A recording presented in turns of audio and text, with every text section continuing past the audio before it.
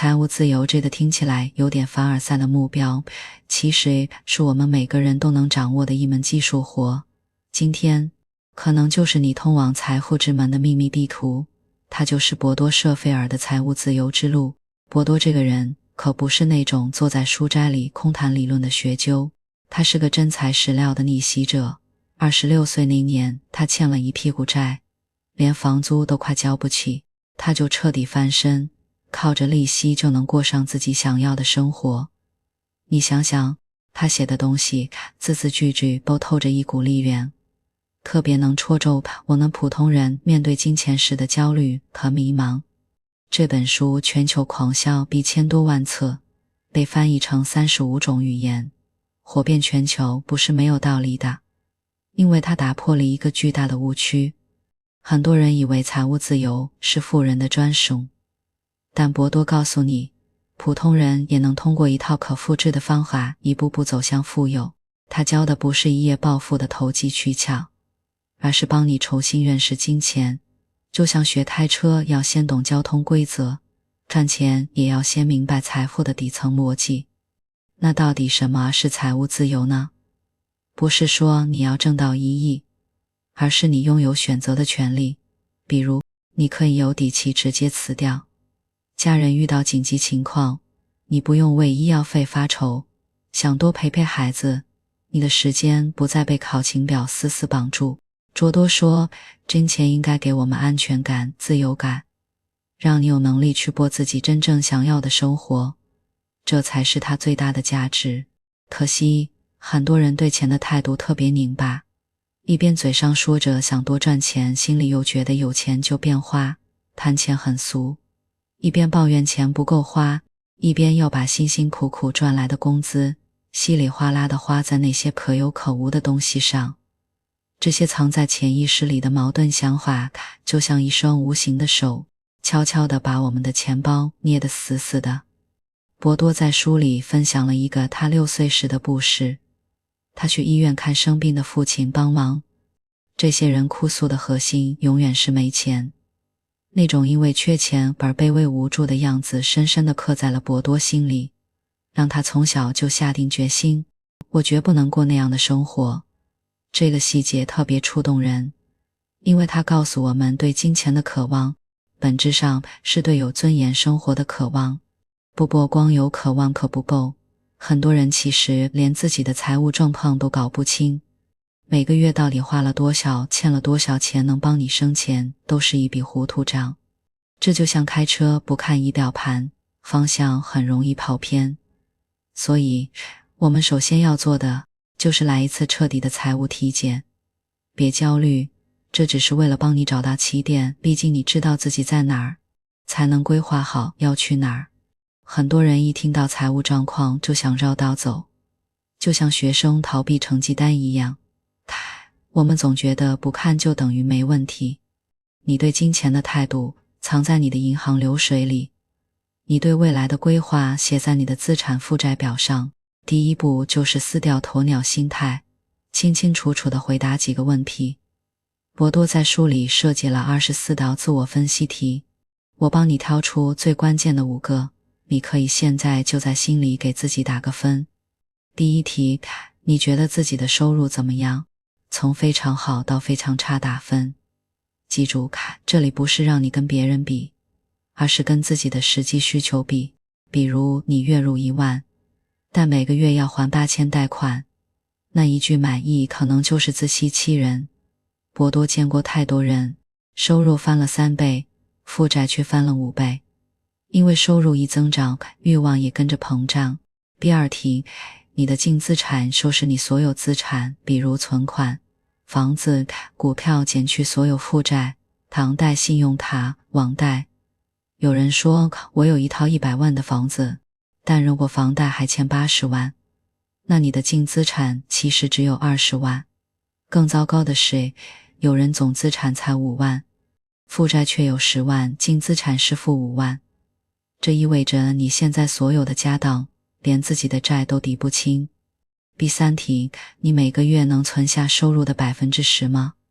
这是博多反复强调的金线，他见过无数高收入的人，月入5万却1分钱都存不下来，总觉得以后能赚更多。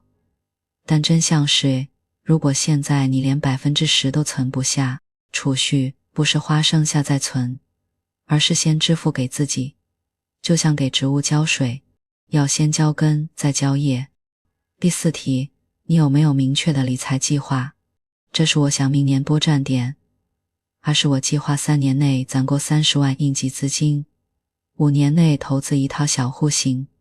博多举过一个例子，一个想到哪儿做到哪，5年后他是月光族。另一个按计划每月存 15%， 同时学习基金投资，5年后已经有了60万本金。你看有没有清晰的路标，结果天差地别。第5题，你身边的人是比你富还是比你穷？博多说，你的社交圈，如果你身边都是今朝有酒今朝醉的朋友，每天聊的都是哪个奶茶好喝，哪个包包是新款，但如果身边有人悄悄买房研究理财，你自然会被带动，会好奇他们是怎么做到的。环境对人的影响真的比我们想象中强10倍。这番财务体检问下来，你可能会说，我太忙了，没时间算这些。但博多一语道破真相，就像有人不敢站上体重秤，我们害怕看到自己其实正在财务泥潭里越陷越深。一位学员自称财务状况还不错，但博多逼着他打账算清楚后，才发现他有5张信用卡，还不刷爆，还借了网贷，每个月要还的利息比房租还高，还以为自己能慢慢还清，但实际上滚雪球一样，他早就掉进了以贷养贷的死循环。为什么会这样？因为我们对金钱有太多自欺欺人的信念，什么等我升职了钱就够花了，结果升职后欲望也跟着涨。我还年轻，以后有的是时间存钱。可复利的魔力，年轻时开始和中年时开始，结果差了10倍，欠点钱没事，大家不都这样吗？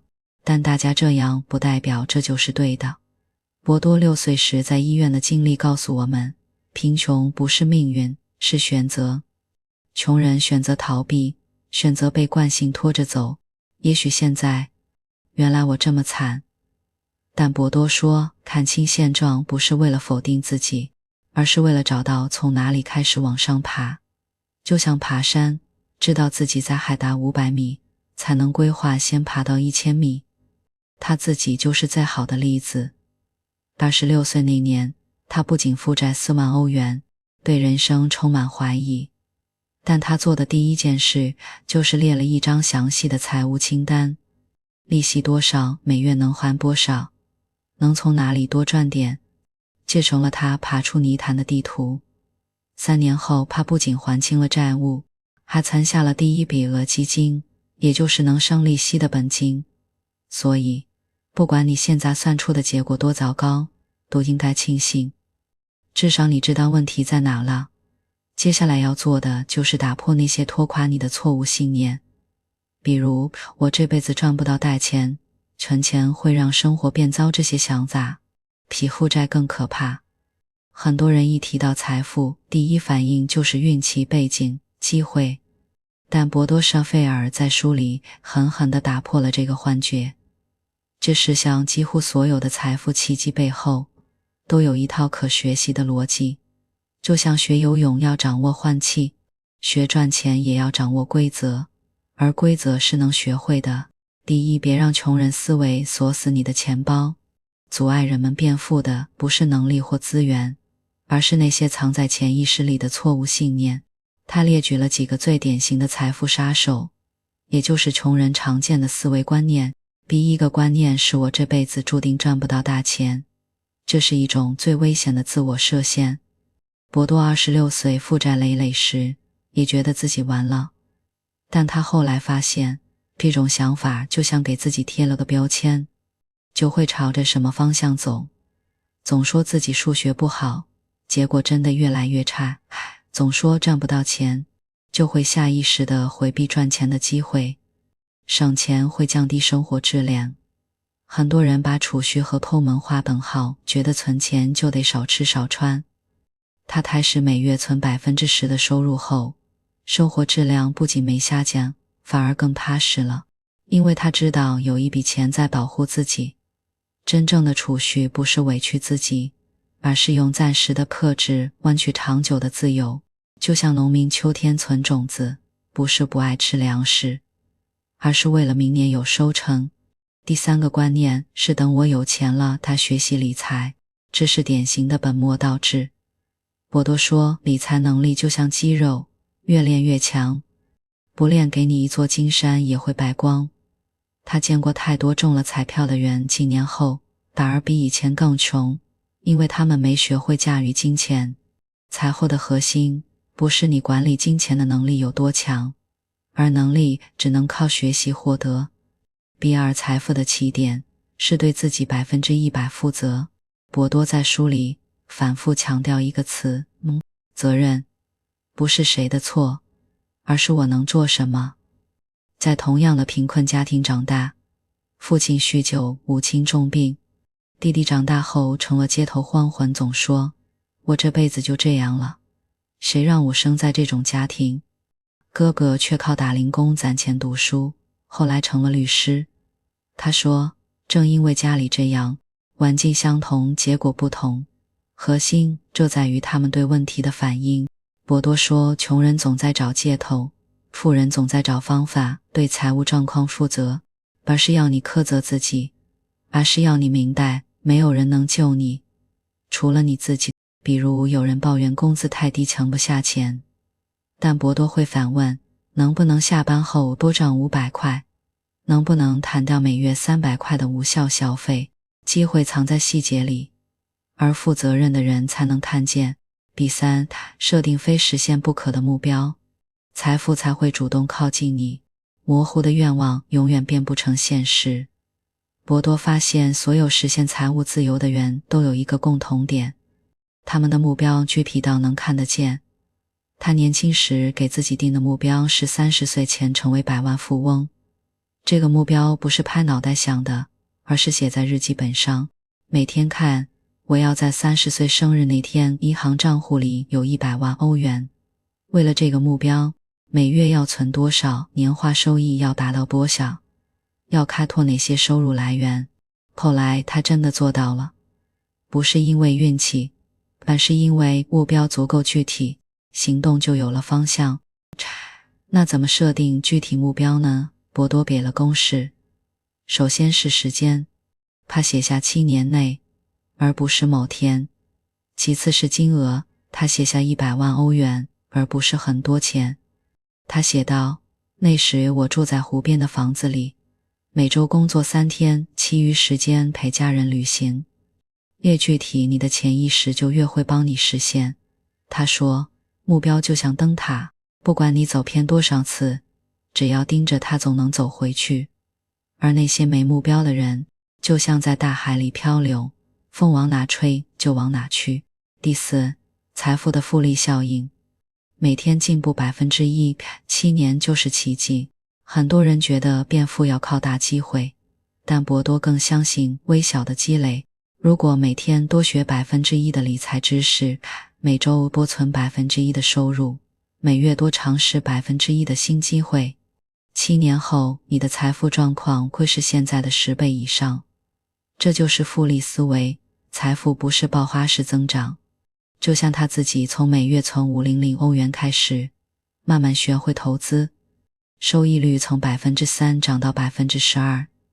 10年后，雪球越滚越大，最终靠利息就能生活。别小看每天进步一点点，大多数人不是失败在没能力，而是失败在没耐心。他们总想一口吃成的大胖子，结果连一口都没开始。为什么说财富是学来的？因为它有章可循。你可以学如何设定目标，学如何控制开支，学如何面对失败。这些能力和学做饭一样，只要你愿意花时间，任何人都能掌握。而那些总说我学不会的人，本质上是在逃避改变的痛苦，逃避犯错的风险。但博多警告我们，逃避的痛苦比学习的痛苦大10倍，因为前者会让你暂时不舒服。当你真正相信财富是学来的，下一步就要面对现实。如果此刻的你还背着债务，那学习的第一堂课就是如何摆脱债务的枷锁。毕竟雪球要在平地滚，不能在泥坑里滚。当你直面财务状况后，可能会发现一个扎心的现实：我不仅没存款，还欠了一屁股债。这时候很多人会慌，觉得债务像一座山，这辈子都还不清了。但博多舍费尔在书里给了一颗定心丸，债务不是死刑，是可以解决的。这就像财务感冒，关键是别用错药。第一，先分清你的债务是补药还是疫苗。博多把债务分成2种，性质天差地别，还会让你越还越穷。这种债务是为了消费，买最新款手机、出国旅游、买奢侈品包包，花出去的钱不会给你带来任何回报，只会留下每月的还款压力。比如有人用信用卡分期买了个2万块的包，分12期，结果包用了1年贬值1半，债务却1分没少。这就是花钱买负债。波多见过最极端的案例，一位女士为了维持朋友圈的体面，用5张信用卡循环套现，买机票、住酒店、晒下午茶，最后欠款滚到20万，每月工资刚到账就被利息吞掉，连吃饭都要借钱。她以为自己在享受生活，其实是在给银行打工。另一种则是明智的债务，它会让你越还越富。这种债务是为了投资，比如贷款买一套能出租的房子，租金能覆盖房贷，或者借钱创业，生意利润远超利息。博多自己早期就贷过款开公司，当时每月要还不少利息，但公司盈利后不仅很快还清了债，还让他的财富翻了10倍。愚蠢的债务花出去就没了，明智的债务能帮你生钱。就像农民贷款买种子，看似欠了钱，但种子能长出粮食，最后不仅能还债，还能赚钱。B2 3个反常识技巧，快速砍掉愚蠢的债务。如果你欠的是愚蠢的债务，博多给了一套快刀斩乱麻的方法。他自己就是靠这套方法在3年内还清了4万欧元的债务。第一招，把信用卡关进小黑屋，改用现金消费。博多说，信用卡是消费的麻醉剂，刷卡时没感觉，还钱时才疼。除了一张应急的信用卡，其余全部剪掉或者锁起来不用。平时花钱带现金，比如每月预算3000块生活费，分成4台，每台起带50块，用完一沓再取下一沓。为什么有用？你能亲眼看到钱在减少，会下意识的克制，但刷卡只是数字变化。有个学员试了这招，他嫌自己每月少花1500块。以前刷信用卡买奶茶打车眼睛都不眨，这杯奶茶要花掉2张10块，算了，同时养鹅和还债。很多人还债时会犯一个错，把所有钱都用来还债，结果债还的差不多了，突然遇到失业生病，只能再借钱。博多的办法是，每月除去必要开支后，剩下的钱一半用来还债务，比如每月能多挤出2000块，1000块存进应急账户，这样既在还债，又在积累抗风险资本，不会因为突发状况而前功尽弃。他强调，存钱和还债不是2选1，是必须同时做。就像人要同时呼吸和吃饭。第3招，别躲着债权人，主动砍利息。很多人欠了钱就怕接催债电话，甚至换号码逃避。你越躲利息越高，越盘成，越有机会减债。他自己当年欠了银行钱，主动去找经理说，我现在每月只能还这么多，能不能把利息降一点，不然我可能永远还不清。结果银行同意了。对银行来说，能收回本金总比变成坏账要好。第3，还债时最该警惕的陷阱，别用健康换无债。很多人为了快速还债，会选择过度牺牲，每天打3份工，熬夜加班，结果身体垮了，赚的钱全送进了医院。债务是数字，他建议还债时给自己留3样东西：一是每月至少500块的健康预算，二是每周至少半天的学习时间，来提升技能，为以后赚钱铺路；三是偶尔给自己一点小奖励，比如还清一笔债后吃顿好的庆祝，保持动力。当你用这些方法慢慢砍掉愚蠢的债务，会发现一个奇妙的变化，口袋里开始有结余了。这时候你就该琢磨怎么让钱主动来找你。毕竟只靠节省和还债，你只能脱贫。想变富必须学会增加收入。很多人总说我赚不到大钱，但博多舍费尔在书里敲了敲桌子，工资只是起点，不是终点。真正的收入高手都懂得让钱追着自己跑。他自己从月入几千欧元的销售变成靠利息生活的富人，靠的就是3个核心方法。第一个方法，把自己变成稀缺品，从打工人到专家。普通人和高收入者最大的差距不是努力程度，而是不可替代性。就像他说的，做所有人都能做的事，只能拿所有人都能拿的钱。做少数人能做的事，才能拿少数人能拿的钱。那么，怎么才能成为稀缺品呢？首先，深耕一个领域。别人都在拼话术，他却花半年时间研究如何帮客户节省 30% 的保费，成了公司里最懂保险优化的人。客户主动找上门，收入翻了5倍。他说，别怕领域窄，再窄的领域做到第一就有机会。然后让你的专长被看见。有人说有能力，但没人知道。博多的办法是输出，比如写文章、开分享会。他刚开始讲理财时，台下只有5个人，但坚持半年后，有人主动付费请他做咨询。专长就像火苗，不煽风就会灭，多露脸才能燎原。这里的关键心态是，别总想着换赛道，先把当前赛道跑成你专属的跑道。博多见过一个清洁工，因为把如何高效清洁玻璃研究到极致，被5星级酒店挖走当技术顾问，收入比经理还高。其实任何领域都有金矿，缺的是挖到底的人。给收入多开几条管道，别靠工资活一辈子。只靠1份工资的人，套风险能力几乎为零。博多在书里反复强调多元收入的重要性，他自己的收入结构就很清晰。主业是理财培训，副业是写书版税，投资收益是股票和不动产。任何一块出问题，其他2块都能顶上。普通人能落地的3个副业方向：一、用兴趣赚钱。喜欢养花可以开线上花店，擅长做饭可以拍教程卖食谱。博多说，有人靠教别人养多肉，每月赚2万。会 PS 写文案、修家电，在兼职平台接单，每月多赚2000到5000元不难。关键是先免费帮人做出案例再收费。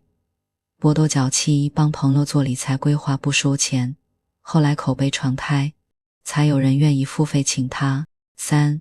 让钱替你赚钱，哪怕每月只存1000元用来买指数基金，年化收益 8%，10 年后也能多赚10万。这就是被动收入，刚开始少，但会越滚越大。注意，副业不是瞎折腾，要和主业互补。比如，老师的副业可以是家庭教育咨询，程序员可以是代码教学，这样既能积累经验，又能放大优势。第3个方法，改收入习惯，先喂饱鹅，再满足欲望。很多人收入涨了，存款却没涨，因为他们把多赚的钱全花了。博多的反常识做法是，先存 10% 到 20%， 再花剩下的。他举过一个例子，2个同事同时涨薪1000元，A 把1000元全花在买包聚餐上，1年后多存了6000元，加上收益足够买个小冰箱。差距不是赚多少，是存多少。博多建议每次加薪达 50% 的涨幅存起来，比如月薪从8000涨到1万，多出来的2000元存起来，1000元改善生活，这样既不会委屈自己，又能让你的金额涨得更快。为什么这些方法能让钱主动找你？因为他们遵循了财鹤的底层逻辑，你能提供的价值越稀缺，你管理钱的能力越强，钱就越愿意留在你身边。博多从负债到富有，关键不是突然赚了一大笔，而是用这3个方法让收入稳步爬坡，同时让每一分钱都生钱。但光有收入还不够，就像他说的，收入高不代表富有，能留住钱，让钱生钱才是真本事。接下来我们就来聊聊最核心的一步，如何让存下来的钱变成会下金蛋的鹅。博多舍菲尔在书里讲过一个寓言，一个农夫发现自家养的鹅每天下一个金蛋，一开始很开心，但后来贪心不足，杀了鹅，想直接取走所有金子，结果什么都没得到。这个故事藏着财富的底层逻辑，储蓄是养鹅，而大多数人要么不养鹅，要么就杀了鹅取蛋。储蓄就是要先喂饱鹅，再考虑自己吃。很多人觉得储蓄就是想吃俭用，但博多的定义完全不同。储蓄是支付自己，是把收入的一部分先存起来，再花剩下的。这一步是养鹅的基础，没有鹅，谈何金蛋？核心方法是每月强制存 10%， 用自动转账锁死习惯。博多年轻时试过各种储蓄方法，最后发现最有效的是先转 10% 到专门的鹅账户，比如月薪8000元，先转800元到一张单独的银行卡，剩下的7200元再规划开支。他说，人对损失的敏感远超过收益，先存再花，你会慢慢适应7200元的生活，但先花再存，大概率1分钱也存不下。那么有人会问，因为这个比例不同，少喝几杯奶茶，少打几次车就能省出来，不会影响基本生活。但积少成多的力量惊人，每月存1000元，按年化 8% 收益算，20年后是70万，30年后能到200万。这就是鹅的力量，千万别杀鹅。很多人存了点钱就忍不住花掉，旅游缺5000，换手机差3000，动一下没事。但博多说，鹅一旦被砍，他建议给鹅账户设一个规则，除非遇到生死级别的紧急情况，否则一分不动。然后我们再来说投资，就是让鹅多下蛋，套复利滚雪球。储蓄是养鹅，投资是叫鹅下更多蛋。博多强调，只储蓄不投资，鹅只能下小蛋，懂投资。另外，复利是世界第8大奇迹。简单说，复利就是利息生利息。比如你有10万本金，年化收益 12%， 第一年利息2万，第二年你的本金变成 11.2 万，利息就是 1.34 万。以此类推，博多算过一笔账，10万本金年化 12%， 30年后会变成300万。这不是魔术，是数学。怎么记住复利的威力？用72法则，用72除以年利率，就是本金翻倍的时间。比如年化 12%，7212等于6年。也就是说，6年后本金能翻倍，年化 6%。这就是为什么早开始投资比多投钱更重要。25岁开始和35岁开始，30年后的差距可能是几百万。博多不建议普通人去炒股做期货，风险太高，容易杀鹅。他推荐分散投资，一部分放货币基金，灵活取用，年化 2% 到 3%， 作为应急的蛋。大部分买指数基金，比如沪深300、标普500，长期年化 8% 到 12%， 让鹅稳定下蛋。小部分可以尝试行业基金，比如科技、消费、高风险、高收益、给额加餐。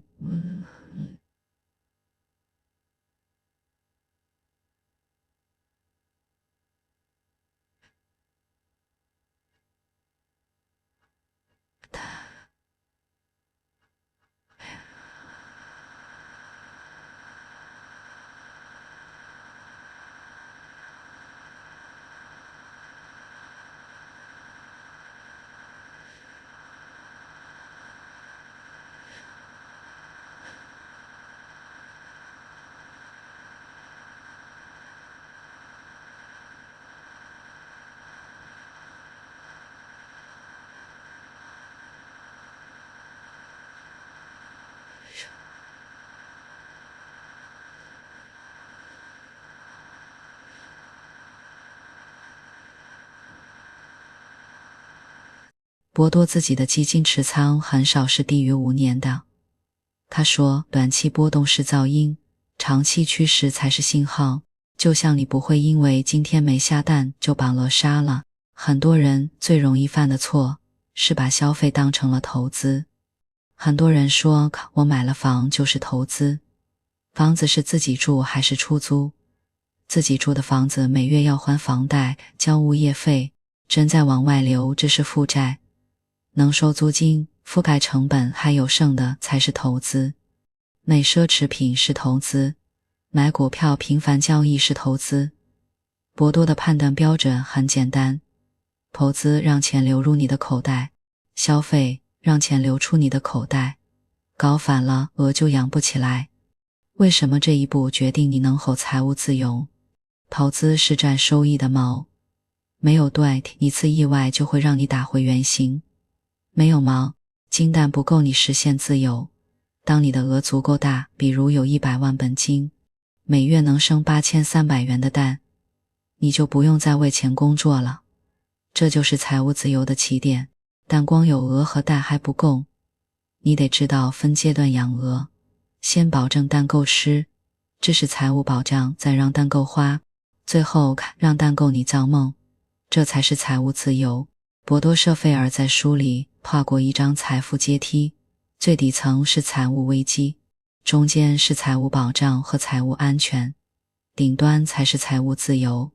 他强调，这可不是凭空跳上去的，每一步都有明确的目标和方法，缺了哪一步都会摔下来。第一步，财务保障，先打救生圈，再想游泳。财务保障的核心是抗风险。当你突然失业、生病或遇到意外时，能让你不慌不忙地应对，不用低声下气借钱，也不用被迫做讨厌的工作。具体怎么做？首先算清楚你的底线，列出每月必要开支，比如房租、吃饭、基础保险等。假设每月5000元，然后存够6到12个月的生活费，需要3万到6万。这笔钱是你的救生圈，力学安全，方便取放，放在活期存款或货币基金里，别用来买股票基金。万一急用钱时亏了，就失去意义了。第一笔存款就是这么存的。他当时月薪3000欧元，每月雷打不动存1000欧元，用了8个月，存够了6个月生活费。他说，有了这笔钱，他让我周末加班，我可以拒绝，因为我知道就算被开除，这里的关键认知是，财务保障不是终点，是起点。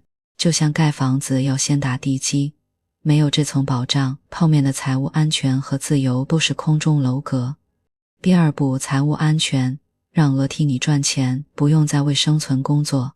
财务安全的核心是被动收入覆盖基本开支，你不用工作，每个月的利息、租金等收入就够你好好生活。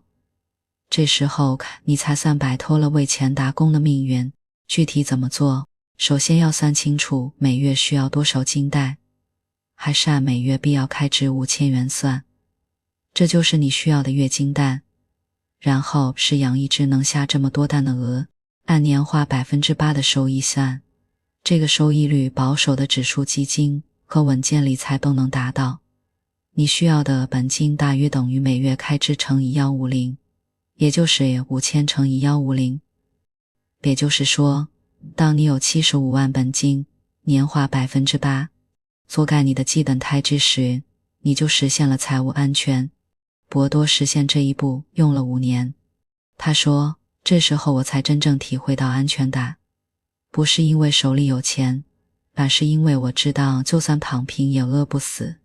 这只鹅的本金绝对不能动，就像你不会杀了下蛋的鹅一样，这笔钱只能赚利息，绝不能拿去买车旅游。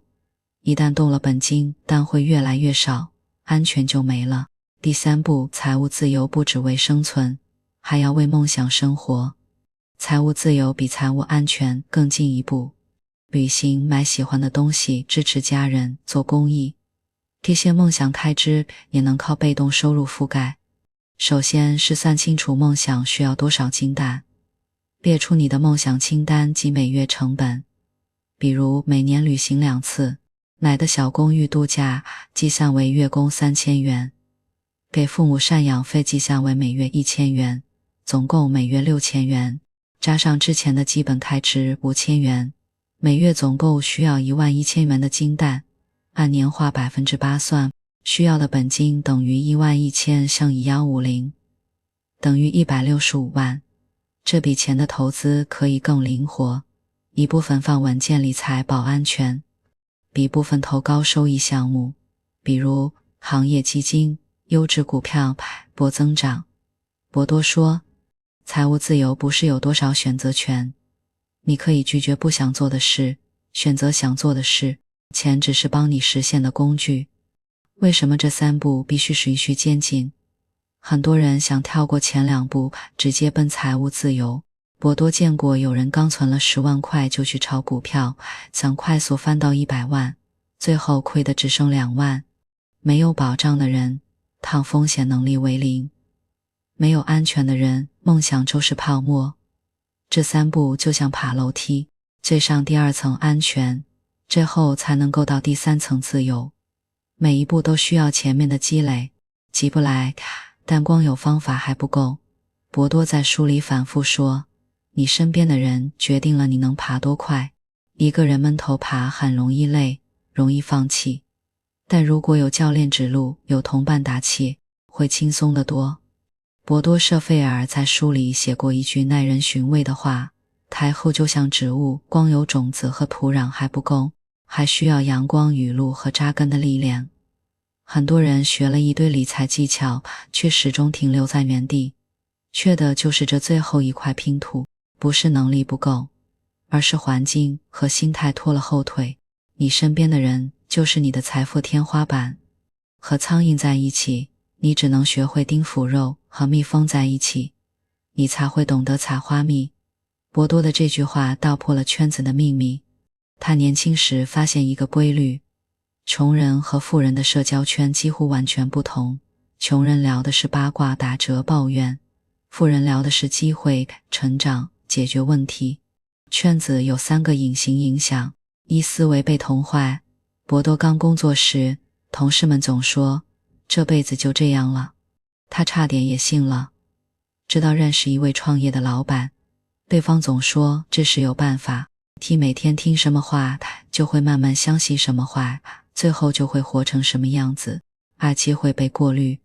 富人圈子里藏着信息差，谁有好项目，哪里能低息贷款，这些消息不会凭空传到你耳朵里。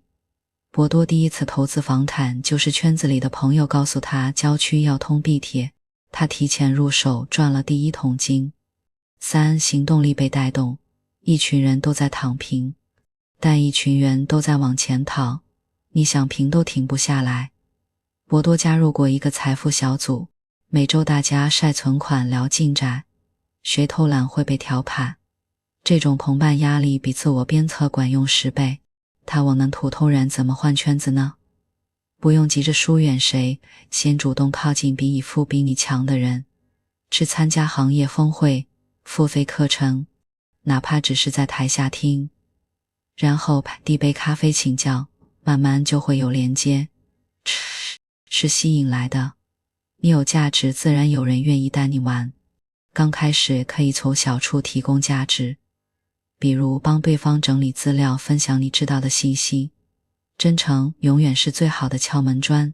其次，我们说说教练，他们是你少走10年弯路的财富导航。如果没有教练，我至少要多花10年才能实现财务自由。博多不止一次在书里感谢他的几位教练，从教他储蓄的第一位导师到带他进入投资世界的亿万富翁。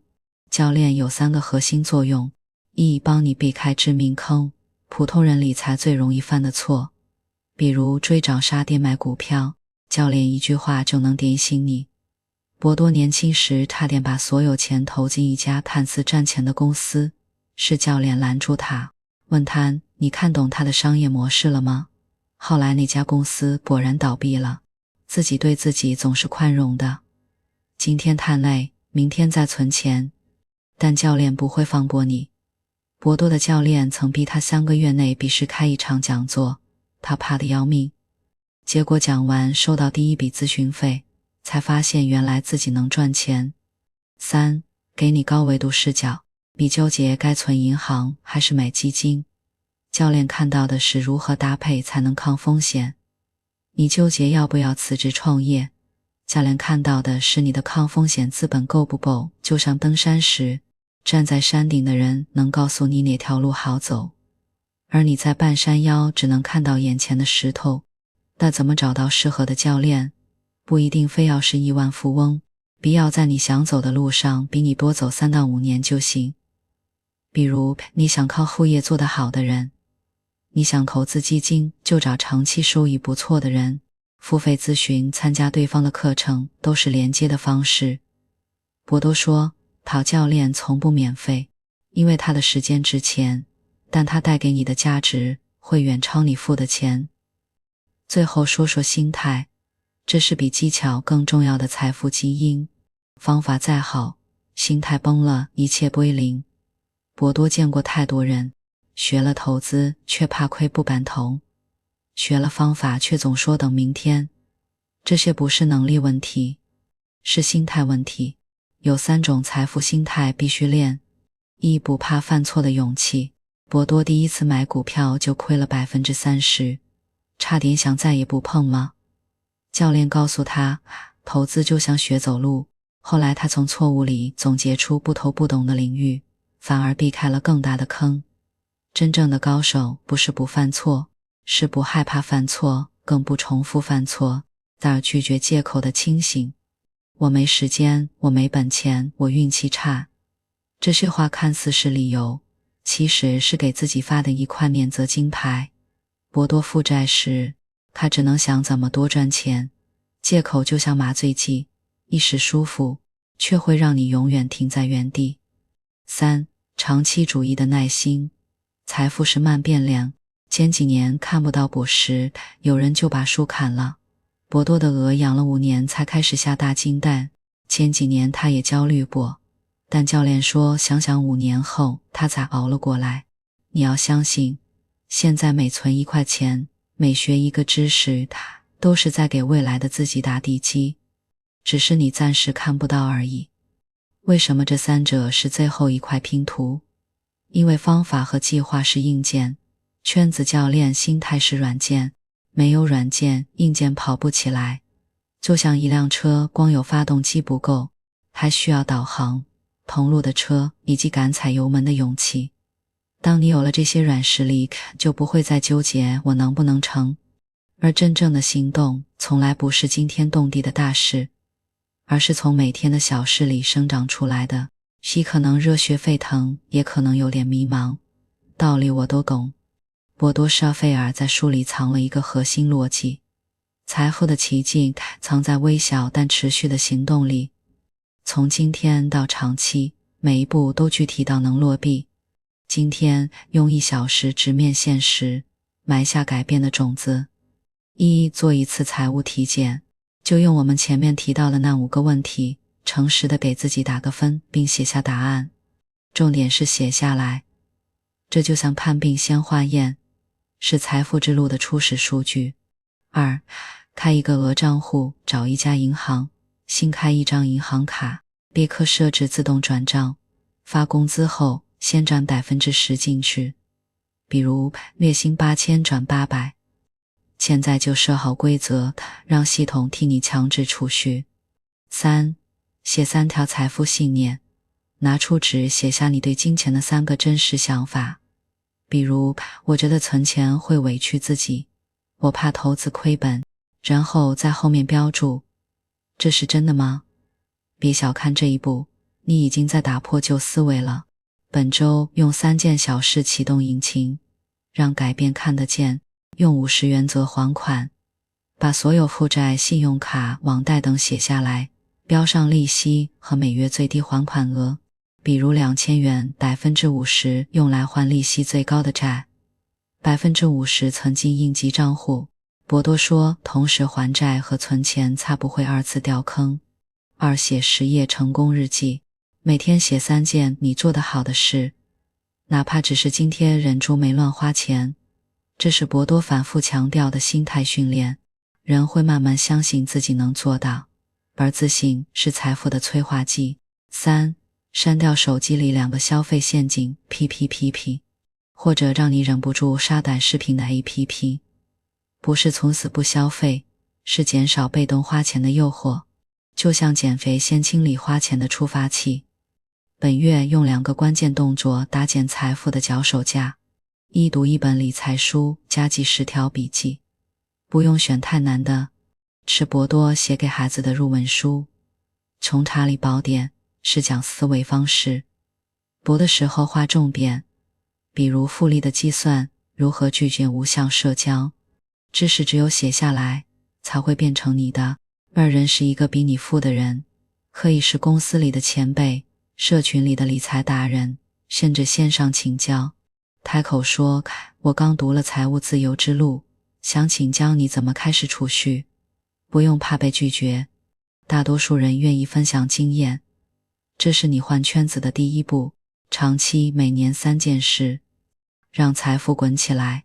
1. 每年存下12个月生活费，先达成财务保障，这笔钱只放货币基金不动用。有了它，你才有底气拒绝讨厌的工作。就像博多说的，安全感不是别人给的，是自己攒的。每年学一个投资技能，第1年学指数基金怎么买，第2年学如何看财报，第3年学房产投资基础。不用成为专家，够用就行。推荐关注慢慢变富的渠道，比如基金公司的投教专栏，靠谱的理财博主，专业才是投资的护身符。3.